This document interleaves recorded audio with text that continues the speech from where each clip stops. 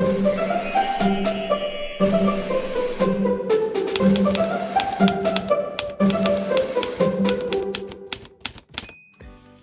everyone and welcome to Science and Sorcery's Moment of Awesome. My name is Sam Langford, my pronouns are he, him, and I'm delighted to be here with another member of the TTRPG community to talk about who they are, what they do, and why they're awesome. So Jason, who are you and what do you do? I am Jason Cordova. I use he, they. I am the founder of the Gauntlet gaming community, which is a mostly online gaming community focused on independent tabletop role-playing games. As part of that, my role there, I co-host two of our podcasts. One is called Fear of a Black Dragon, which is about old school adventure modules, and the other is called The Darkened Threshold, which is about the mystery and horror subgenres, particularly as seen through the eyes of carved from Brindlewood Games. Put a pin in that, I guess. And I'm also a game designer and publisher. My most famous game is called Brindlewood Bay, which is a game about elderly women murder mystery enthusiasts who solve murder mysteries in their quaint New England town, but also uncover an occult conspiracy along the way. And I'm currently crowdfunding its follow-up, which is called The Between, which is about Victorian London monster hunters. But yeah, I publish my own games. I publish games and material from quite a lot of people, actually. And I've been doing role-playing games professionally, like hardcore professionally, for about 4 years now, I guess.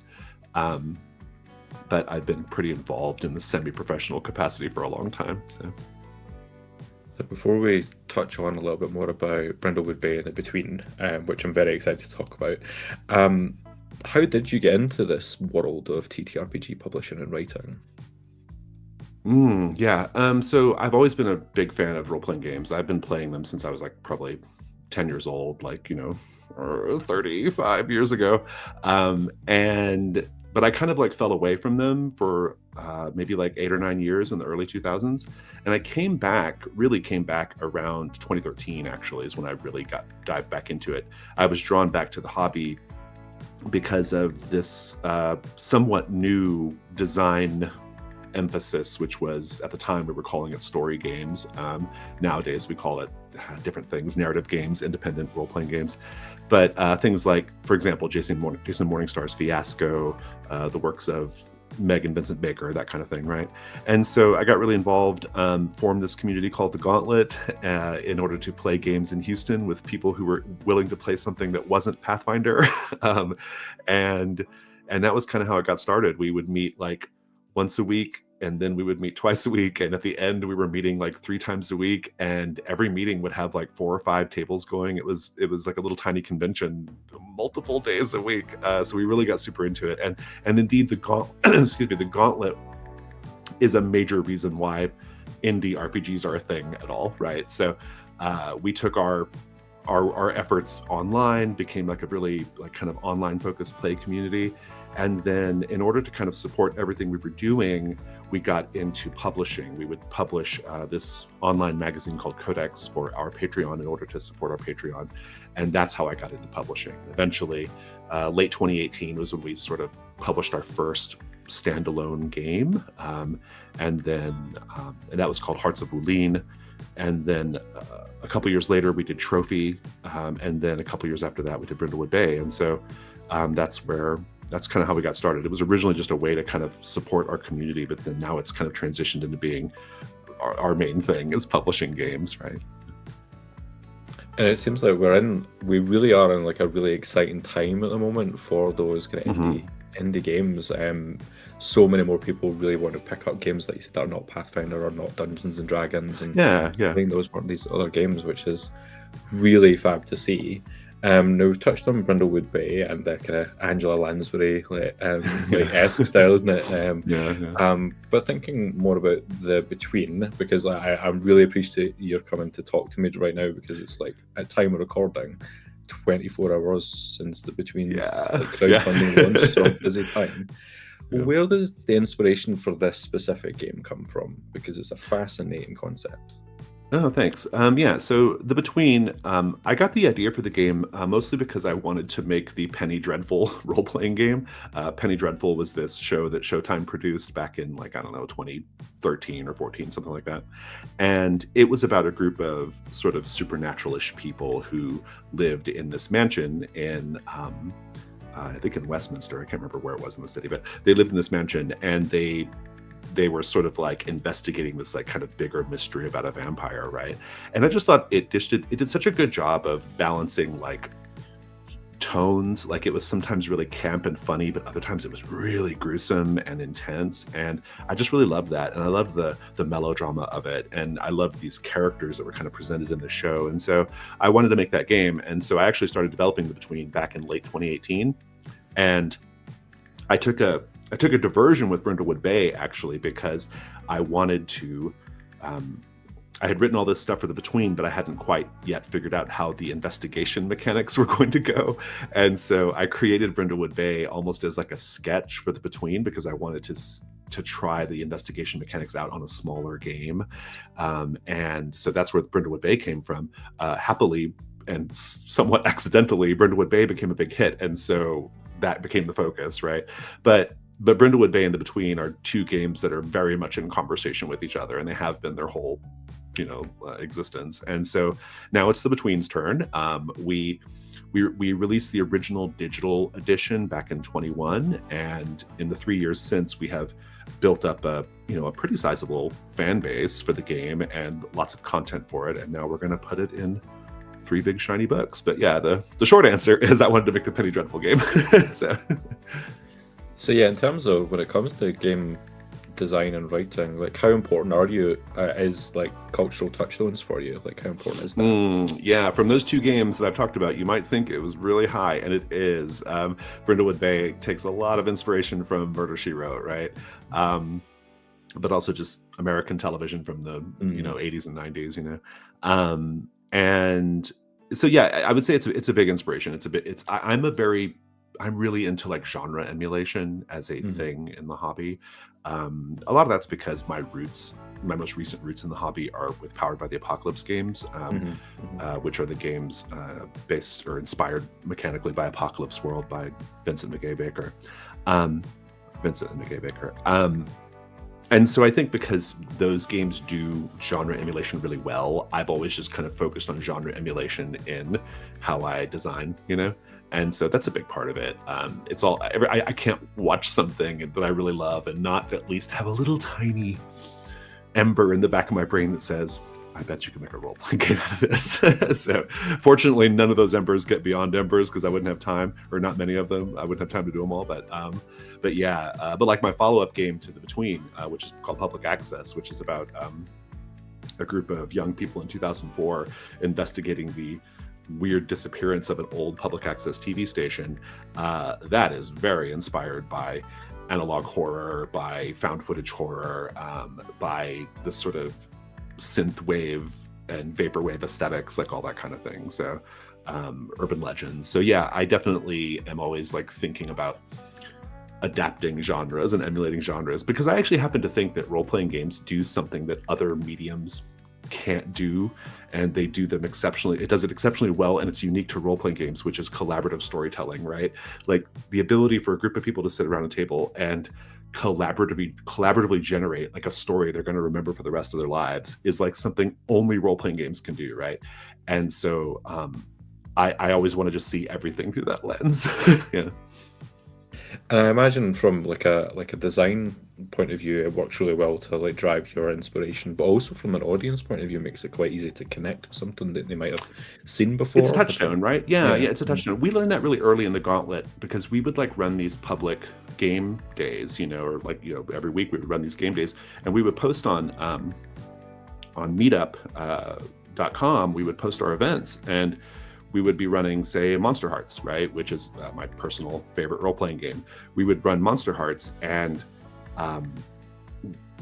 we realized pretty quickly that people don't have the same point of reference that we do. They don't know what these games are. And so we would put in the event description, do you like Buffy the Vampire Slayer? Do you like Twilight? Do you like, and then we kind of put that on there so that people, at least when they got there, we would have people show up and say, I have no idea what this is. I don't even know what a role-playing game is, really. I just saw it's like Buffy and Twilight, and I thought that sounded fun, and I had my Wednesday night free, right? Like we would get a lot of that. And so, yeah, you learn pretty quickly, like an easy touchstone goes a long way. I mean, Brindlewood Bay, I am not at all ashamed to say that like our log line for Brindlewood Bay, which was Murder, She Wrote meets H.P. Lovecraft, was a huge reason for the game's success, right? Like that just, it captures your imagination. Yeah, I like just think back to being like a kid and going to my grandparents, and that show was always on, and so it's very much ingrained in the Same. back Yeah, of my yeah. it's just ingrained there. So straight away like draws me in. Thinking to Brindlewood Bay and in between, something that I find really fascinating amongst the mechanics is that way that you have the mysteries that aren't completely designed by the game master or keeper, which is like such a big move in terms of GM planning. Like you're like giving a lot of like narrative, as you say, like collaboration over to the players. Like, where did the decision for that mechanic come from in the end? Yeah, that's a great question. So the Gauntlet has a really particular play culture that is different from a lot of role-playing game play cultures. And a big component of that play culture is this idea that everybody around the table is responsible for the story, right? Everyone's responsible for the world building. Everyone's responsible for the story. It's not just the GM. Everybody has a role to play, right? And so that is so important to sort of like the way the Gauntlet plays games. Like we had this very seasoned and storied play culture, right, in the indie hobby. And so when I was making my games, it was always in the back of my mind, like, I have to find a way to codify this, to like, convey this to people who don't who don't come from that play culture, right? Like, how can we like kind of gently and indeed via the rules of the game, like kind of create that sort of play culture? And so that's a big part of it, right? And so when we think about the actual investigation mechanics, as you mentioned, they are these mysteries that the characters in all the games are investigating. They don't have canonical solutions, right? Like, we don't know who or what did the murder. We don't know where this vampire is. We don't know why this ghost is tormenting this family. We don't know these things. But the characters are going to investigate, they're going to gather clues, and then the players as a play group are going to look at all those clues they've got, and they're going to talk about them, and they're going to engage in actual deduction and come to a conclusion about what they think is going on in this mystery, right? And we do a die roll, which is based off how many clues you use in your theory, but ultimately it's the players sort of like saying, this is what we think is going on here. And going back to this idea of collaborative storytelling, that's the power of the form, right? I mean, when you're watching a movie, you don't get to do that, right? when you're reading a mystery book, you have one perspective only, right? So it's a way of sort of maximizing what I think makes role-playing games really good, But yeah, it's very much like there's a really particular play culture in the Gauntlet that's all about like shared narrative authority, and I wanted my games to sort of enforce that mechanically, so that and what I love about that is I've had so many people tell me, like, I had a great time with Brindlewood Bay. I'm taking this technique or that technique in the game and I'm putting it in my D&D game, and I love that. It's like, that's great. You should. So, yeah, it really just shows like there is no right or wrong way to play any of these games, like including like D&D, if you're taking things from other games that you really enjoy.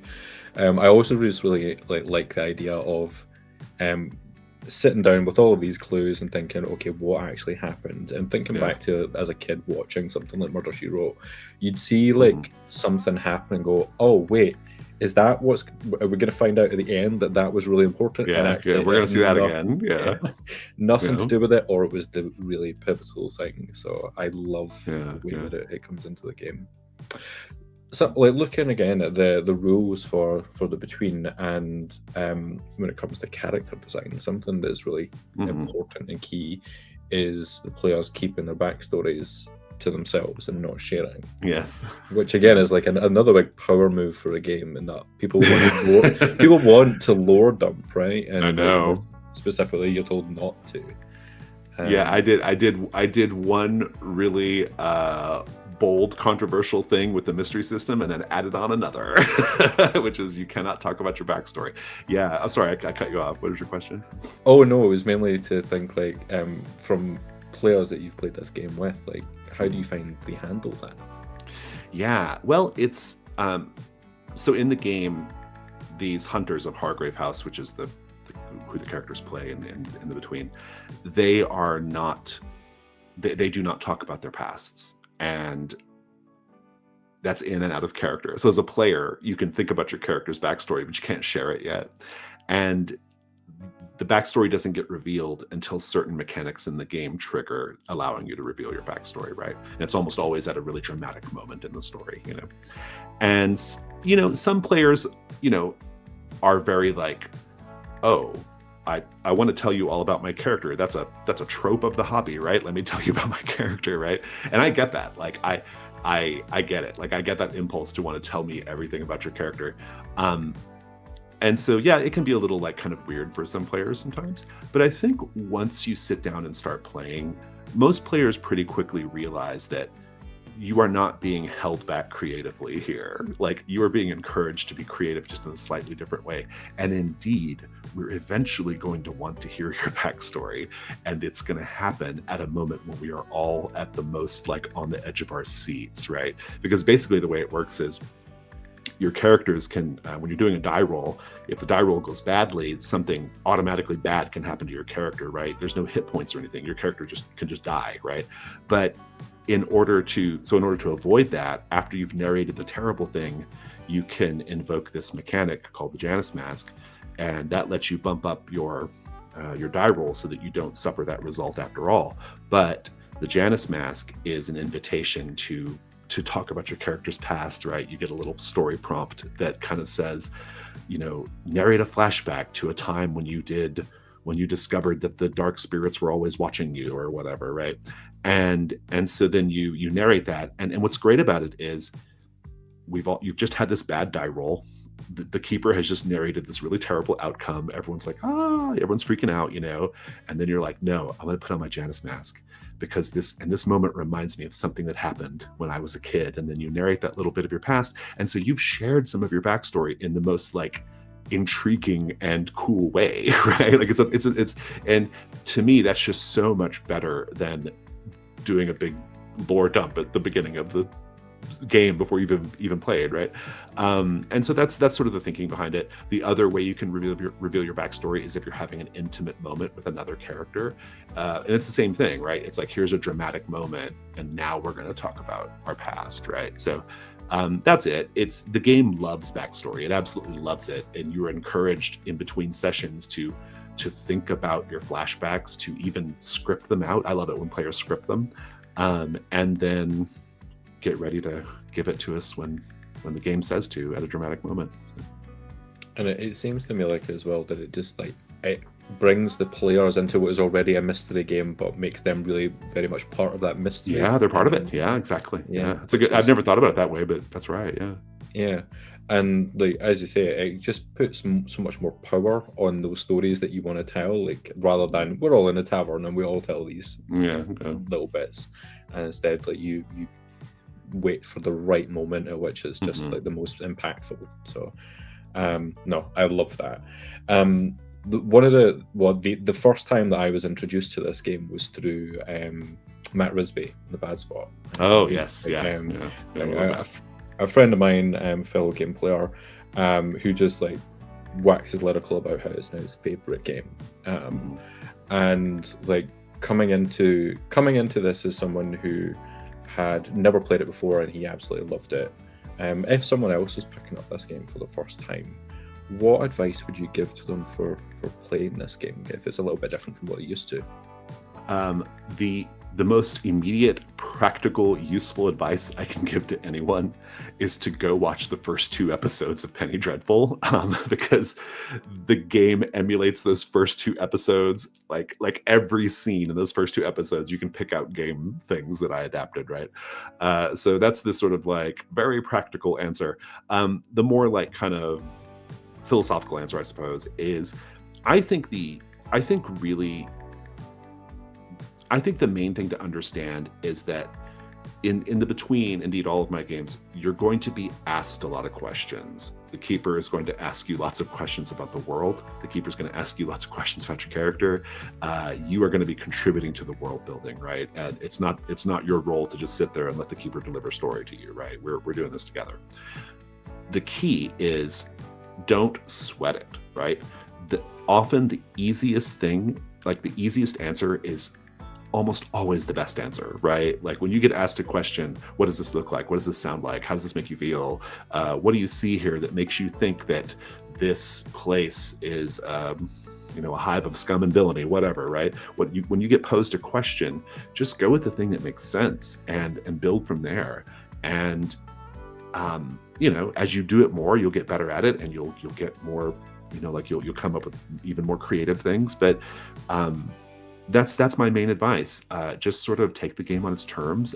Don't stress out over it, and just go with like the simple answer. That often is the best thing. And something that'll become apparent to players after they play a session or two, which won't be immediately apparent, is the game places an exquisite amount of trust in both keeper and players, right? And once you kind of realize that the game is not trying to, while the game has a very defined structure, it is not trying to say this is wrong or that's wrong or this is the way you do it, that's the way you do it. Once you kind of realize that the game trusts you to incorporate your ideas and indeed support you in incorporating your ideas, you're going to have a really great time. And you're going to, if I do say so myself, you're going to say, wow, I wish I'd been role-playing like this forever.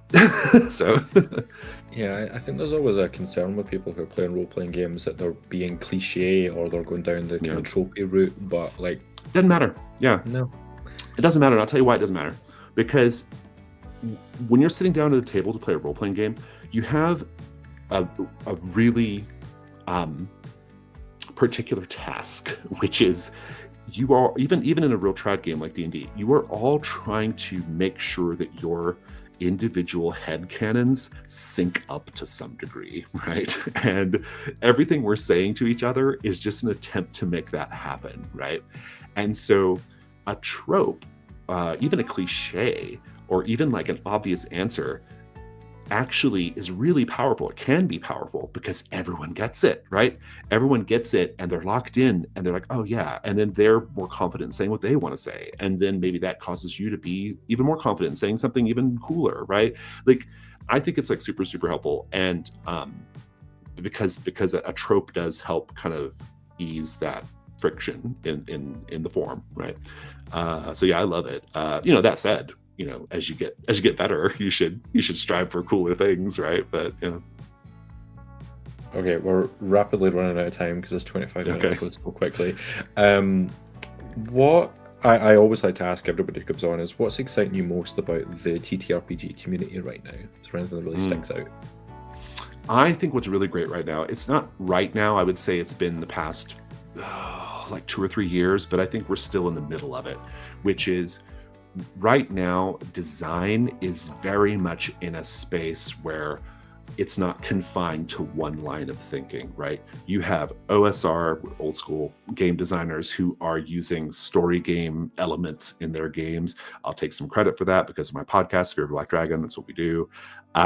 You've got indie or story gamers who are looking more favorably on old school design ethos and trying to work that in. You have people thinking about actual play and how can I design around actual play? I think about that all the time. That's it's not something I talk about much, but I have actual play on my brain at all times. And I think about how can my game support a really cool actual play situation, right? I have to think about it that way because of my business, right?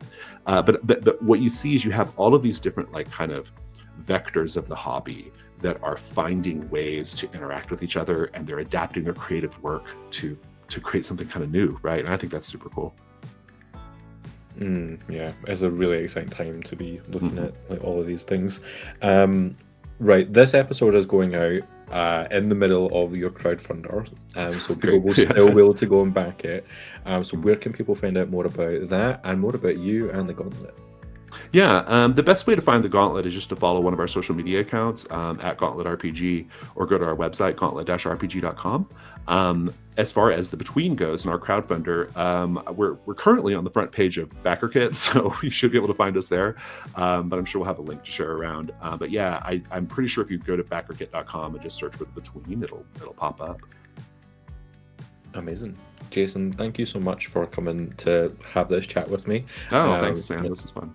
No, it's been an absolute pleasure. Folks, if you're watching along at home, wherever you're watching, whether it's YouTube, Twitch, maybe on TikTok, please do go and check out the links that are alongside to find out all about the things that we've been talking over this past 25 minutes.